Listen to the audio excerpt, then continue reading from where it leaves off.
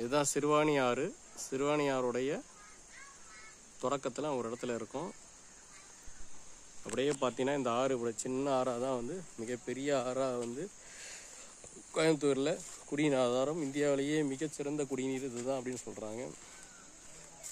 இந்த குடிநீர் ஆதாரத்தில் நம்ம நின்றுக்கிட்டு இருக்கோம். அந்த ஆறு நம்ம ஒரு பாலத்தில் போய்கிட்டு இருக்கோம். அந்த பாலத்தில் போயிட்டுருக்கோம்.